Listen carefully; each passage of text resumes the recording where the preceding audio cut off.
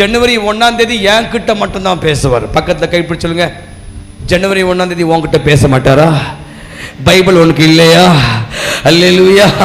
உன்கிட்ட பேச மாட்டாரா? இந்த பழக்கத்தை நீங்க விடுற வரைக்கும் நீங்க உருப்படவே மாட்டீங்க. செட்டில்மெண்ட் ஆயிட்டோம்.